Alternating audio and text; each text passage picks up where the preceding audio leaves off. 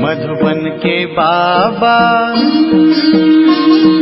मधुबन के बाबा मुरली वाले, आपका क्या कहना,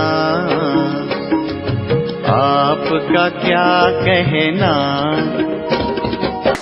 ओम शांति। आज 18 नवंबर 2023 के साकार मधुर महावाक्य हैं। आज मीठे मीठे बाप दादा बोले, मीठे बच्चे, मनुष्य को देवता बनाने की सर्विस का तुम्हें बहुत बहुत शौक होना चाहिए, लेकिन इस सर्विस के लिए स्वयं में हड्डी धारणा चाहिए। बाबा ने कहा, मीठे बच्चे, मनुष्य को देवता बनाने की सर्विस का तुम्हें बहुत बहुत शौक होना चाहिए, लेकिन इस सर्विस के लिए स्वयं में हड्डी धारणा चाहिए। बाबा ने आज प्रश्न पूछा कि आत्मा मैली कैसे बनती है और आत्मा पर कौन सी मैल चढ़ती है।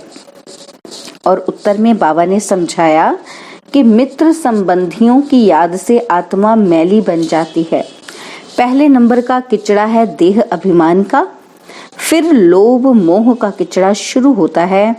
यह विकारों की मैल आत्मा पर चढ़ती है, फिर बाप की याद भूल जाती है, सर्विस नहीं कर सकते हैं।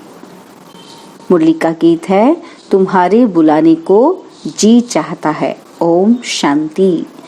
यह गीत बड़ा अच्छा है। बच्चे गारंटी भी करते हैं कि आपका सुन करके फिर ये ज्ञान सुनाने की दिल होती है। याद तो बच्चे करते हैं, यह भी जरूर है कोई याद करते होंगे और मिले भी होंगे। कहा जाता है कोटों में कोई आकर के यह वर्षा लेते हैं। अभी तो बुद्धि बहुत विशाल हो गई है। जरूर 5000 वर्ष पहले भी बाप राजयोग सिखाने आया होगा। पहले पहले तो ये समझाना है कि ये नॉलेज किसने सुनाई थी, क्योंकि ये बड़ी भूल है। बाप ने समझाया है, सर्व शास्त्रमयी शिरोमणि गीता है, भारतवासियों का शास्त्र। सिर्फ मनुष्य ये भूल गए हैं कि सर्व शास्त्रमयी गीता किसने गाई और उससे कौन सा धर्म स्थापन हुआ। बाकी गाते जरूर है कि हे भगवान आप पाओ। भगवान तो जरूर आते ही हैं, नई पावन दुनिया की रचना रचने। दुनिया का ही तो फादर है ना। भक्त गाते भी हैं कि आप आओ तो सुख मिले या शांति मिले। सुख और शांति दो चीजें हैं। सत्युग में जरूर सुख भी है, बाकी सब आत्माएं शांति देश में हैं। यह परिचय देना पड़े। नई दुनिया में नया भारत राम राज्य था, उसमें सुख है, तब तो राम राज्य की महिमा है। उसको राम राज्य कहते हैं तो इनको रावण राज्य कहना पड़े, क्योंकि यहाँ दुख है और वहाँ सुख है।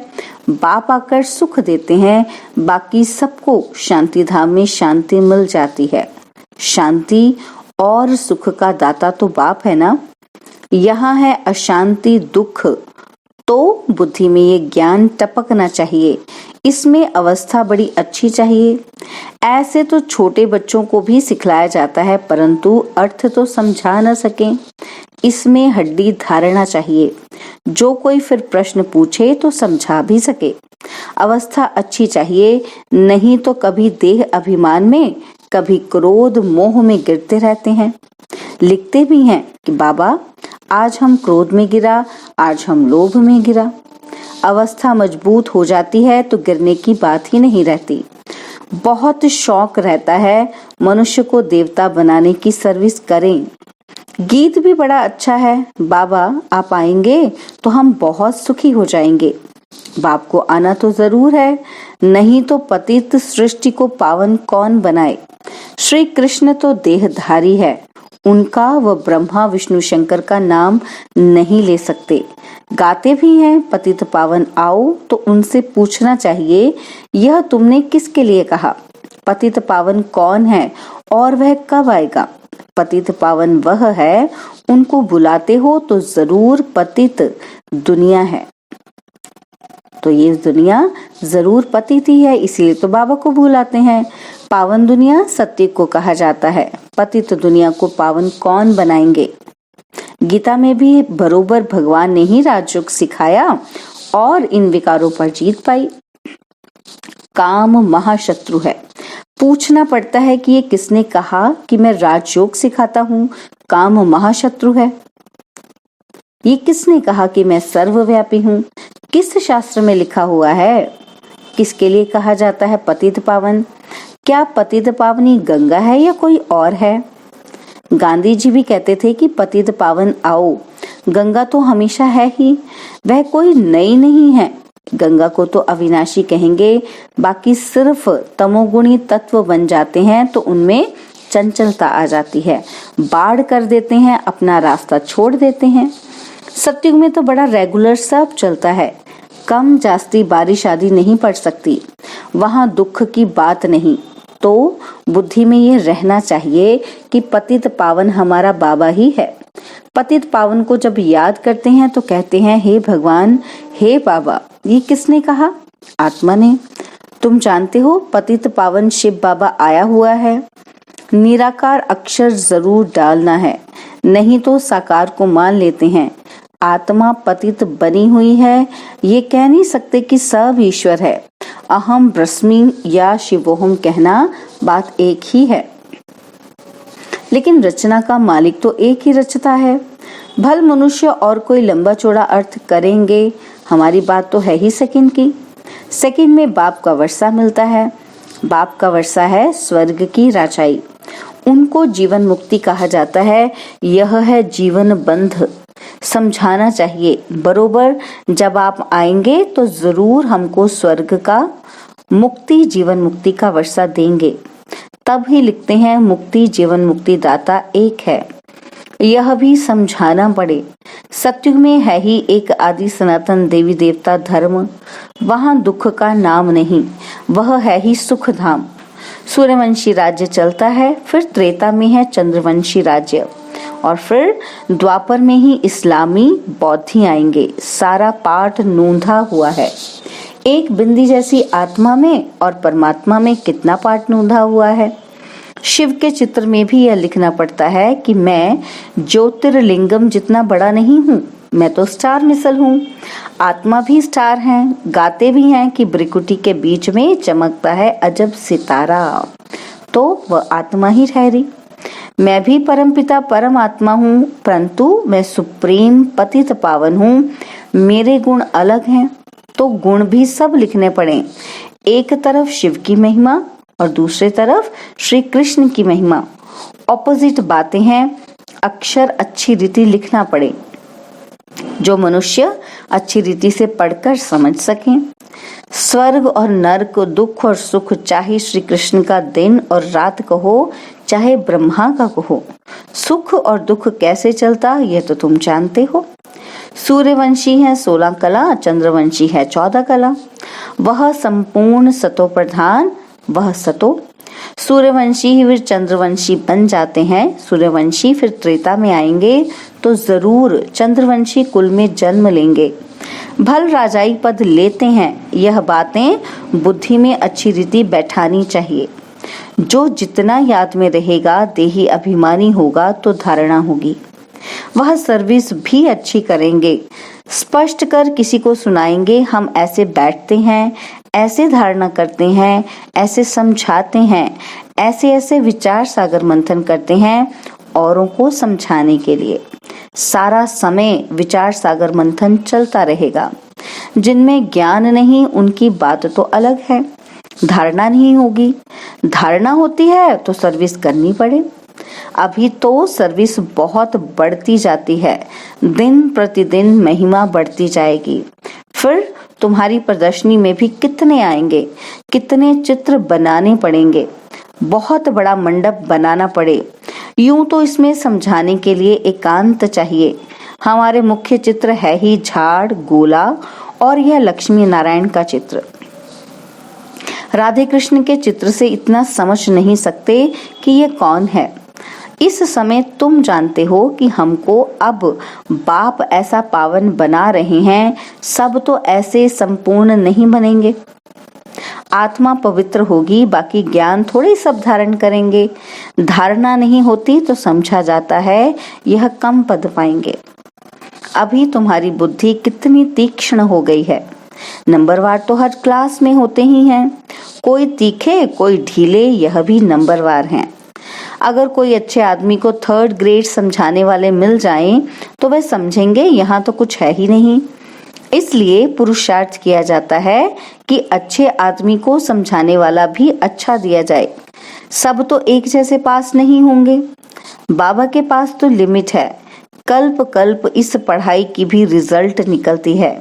मुख्य 8 पास होते हैं, फिर 100, फिर है 16,000 और फिर प्रजा। उनमें भी साहूकार गरीब सब होते हैं। समझा जाता है कि इस समय यह किस पुरुषार्थ में है, किस पद को पाने लायक है। टीचर को तो पता पड़ता है। टीचर्स में भी नंबरवार होते हैं। कोई टीचर अच्छा है तो सब खुश हो जाते हैं, ये टीचर पढ़ाते भी अच्छा है, प्यार भी अच्छा करते हैं। छोटे सेंटर को तो बड़ा तो कोई टीचर ही बनाएगा ना, तो कितना बुद्धि से काम लेना पड़ता है। ज्ञान मार्ग में अति मीठा बनना है। स्वीट तब बनेंगे जब मीठे बाप के साथ पूरा योग होगा तो धारणा भी होगी। ऐसे मीठे बाबा से बहुतों का योग नहीं है, समझते ही नहीं। ग्रस्त व्यवहार में रहते बाप से पूरा योग लगाना है। माया के तूफान तो आएंगे ही। कोई को पुराने मित्र संबंधी याद आएंगे, कोई को क्या याद पड़ता रहेगा। तो मित्र संबंधियों आदि की याद आत्मा को मैला कर देती है। किचड़ा पड़ने से फिर घबरा जाते हैं, इसमें घबराना नहीं है। यह तो माया करेगी, किचड़ा पड़ेगा ही हमारे ऊपर। होली में किचड़ा पड़ता है ना, हम बाबा की याद में रहें तो किचड़ा नहीं रहेगा। बाबा को भूलें तो पहला नंबर देह अभिमान का किचड़ा पड़ेगा। फिर लोभ मोह आदि सब आएंगे। अपने लिए मेहनत करनी है, कमाई करनी है और फिर आप समान बनाने की मेहनत करनी है। सेंटर पर सर्विस अच्छी होती है। यहाँ आते हैं तो कहते हैं हम जाकर प्रबंध करेंगे, सेंटर खोलेंगे, यहाँ से गए खलास। बाबा खुद भी ये कह देते हैं, ये सब बातें तुम भूल जाएंगे। यहाँ तो भट्टी में रहना पड़े जब तक समझाने लायक हो जाएं। शिव बाबा का तो सबसे मीठा कनेक्शन है ना, समझ सकते हैं किस प्रकार की सर्विस करते हैं। स्थूल सर्विस का इजाफा मिलता है अवश्य। बहुत हड्डी सर्विस करते हैं, परंतु सब्जेक्ट तो है ना। उस पढ़ाई में भी सब्जेक्ट होते हैं, तो इस रूहानी पढ़ाई के भी सब्जेक्ट्स हैं। पहले नंबर की सब्जेक्ट है याद, पीछे पढ़ाई, बाकी सब है गुप्त। इस ड्रामा को भी समझना पड़ता है। यह कोई को भी पता नहीं कि 1250 वर्ष हर एक युग में है। सतयुग कितना समय था, अच्छा वहाँ कौन सा धर्म था, सबसे जास्ती जन्म यहाँ किसके होने चाहिए। बौद्धि इस्लामी आदि इतने जन्म थोड़े ही लेंगे। किसी की बुद्धि में ये बातें नहीं हैं। शास्त्रवादियों से पूछना चाहिए कि तुम भगवानुवाच किसको कहते हो। सर्वशास्त्र में शिरोमणि तो गीता है। भारत में पहले पहले तो देवी देवता धर्म था, उनका शास्त्र कौन सा। गीता किसने गाई, श्री कृष्ण भगवानुवाच तो हो न सके। स्थापना और विनाश कराना तो भगवान का ही काम है। श्री कृष्ण भला कब आया, अभी किस रूप में है। शिव बाबा के ऑपोजिट श्री कृष्ण की महिमा जरूर लिखनी पड़ेगी। शिव है गीता का भगवान, उनसे श्री कृष्ण को पद मिला। श्री कृष्ण के 84 जन्म भी दिखाते हैं, पिछाड़ी में फिर ब्रह्मा का एडॉप्टेड चित्र भी दिखाना पड़े। हमारी बुद्धि में जैसे 84 जन्मों की माला पड़ी हुई है, लक्ष्मी नारायण के भी 84 जन्म जरूर दिखाने पड़े। रात को विचार सागर मंथन कर और ख्याल चलाना पड़ता है। सेकंड में जीवन मुक्ति मिलती है। इसके लिए हम क्या लिखें। जीवन मुक्ति माना स्वर्ग में जाना। सो तो जब बाप स्वर्ग का रचयिता आए, उनके बच्चे बने, तब स्वर्ग के मालिक बने। सतयुग है पुण्य आत्माओं की दुनिया और यह कलयुग है पाप आत्माओं की दुनिया।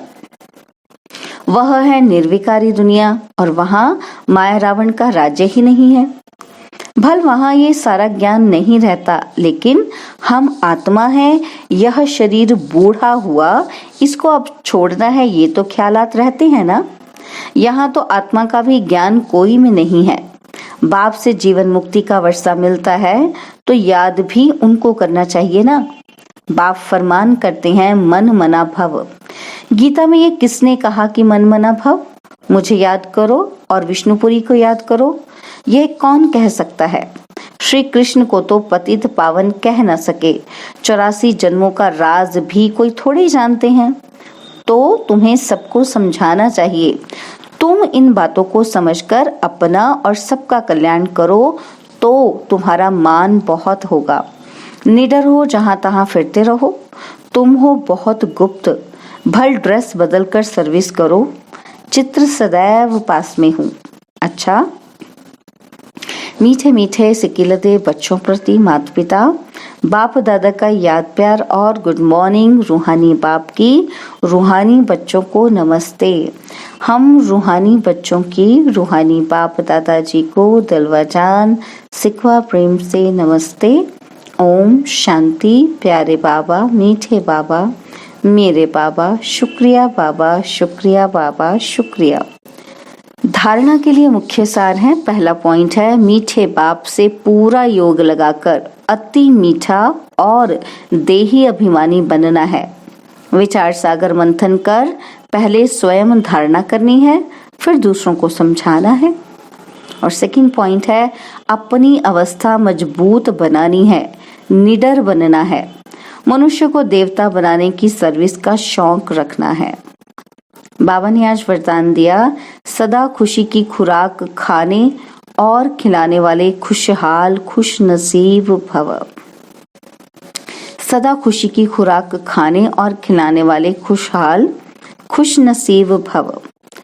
आप बच्चों के पास सच्चा अविनाशी धन है, इसलिए सबसे साहूकार आप हो। चाहे सूखी रोटी भी खाते हो, लेकिन खुशी की खुराक उस सूखी रोटी से में भरी हुई है, उसके आगे कोई खुराक नहीं। सबसे अच्छी खुराक खाने वाले, सुख की रोटी खाने वाले आप हो, इसलिए सदा खुशहाल हो। तो ऐसे खुशहाल रहो जो और भी देखकर खुशहाल हो जाएं, तब कहेंगे खुशनसीब आत्माएं। स्लोगन है नॉलेजफुल वह है जिसका एक भी संकल्प व बोल व्यर्थ न जाए। नॉलेजफुल वह है जिसका एक भी संकल्प व बोल व्यर्थ न जाए। ओम शांति। और अब यह एक बहुत अच्छी वीडियो भी जरूर देखें।